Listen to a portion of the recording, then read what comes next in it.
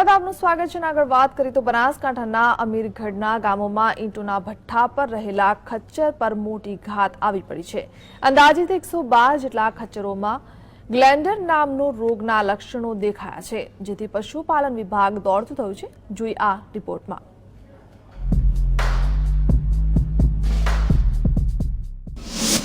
મોતનું injection ભરકી જશે કેટલા ખચ્ચરોને. અમીરગઢમાં ખચ્ચરમાં જોવા મળ્યા છે ગ્લેન્ડરના પોઝિટિવ લક્ષણ. ખચ્ચરોમાં ચેપી રોગના લક્ષણથી ઈંટ માલિકો ચિંતિત.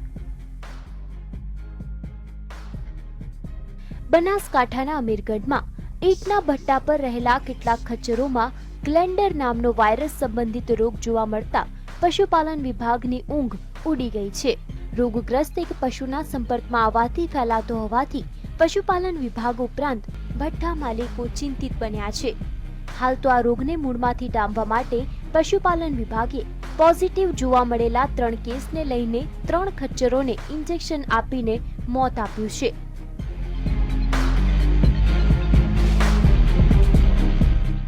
હવે એમાં એવું છે એ ગ્લેન્ડર નામનો જે રોગ આવે છે એ સ્પેશિયલી અશ્વકુળના પ્રાણી જે કે ઘોડા હોય, ગધેડા હોય, ખચ્ચર હોય એની અંદર જોવા મળે. અને એ એક કોન્ટેજિયસ ડિઝીઝ છે. એક ઘોડાથી બીજા ઘોડાને અથવા એક ખચ્ચરથી બીજા ખચ્ચરને થઈ શકે. અને માણસની અંદર એનો હજુ સુધી કોઈ રિપોર્ટિંગ થયેલો નથી, પણ છતાં એ ઝૂનોટિક ડિઝીઝ છે એટલે રેરલી ક્યારેક થઈ શકવાની સંભાવના ખરી.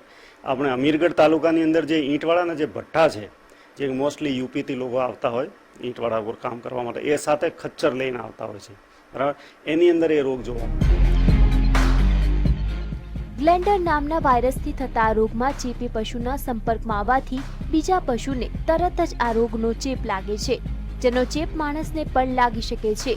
ત્યારે પશુપાલન વિભાગે સક્રિયતાથી સમગ્ર અમીરગઢમાંથી 112 ખચ્ચરના લોહીના નમૂના લીધા છે અને તેના રિપોર્ટની રાહ જોઈ રહ્યા છે.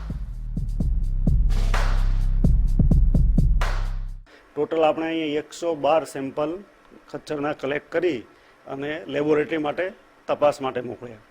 એમાંથી 7 પોઝિટિવ આવ્યા છે. 7માંથી રીસેમ્પલિંગ કરતાં 3 કન્ફર્મ થઈ ગયા. તો જે કન્ફર્મ થયા 3 એને આપણે ઈચ્છા મૃત્યુ, જે સરકારી નિયમ પ્રમાણે દયા મૃત્યુ 3 ઘોડાને આપણે ખચ્ચરને આપેલી છે. અને બીજા 4 છે એ રીસેમ્પલિંગ કરીને મોકલાયેલા છે. એ સેમ્પલિંગ રિઝલ્ટ આવે એના પછી આગળની કાર્યવાહી આપણે એમાં કરશું. કોઈ રોગ હોય તો તેની સામે રસી દ્વારા તેનો ઈલાજ શક્ય છે. ત્યારે ઈલાજ કરવામાં અસમર્થ તંત્ર અબોલ જીવોને ઈચ્છા મૃત્યુ આપી પોતાની જવાબદારી પૂરી થઈ ગઈ હોય તે માની લે તે જરૂરી નથી.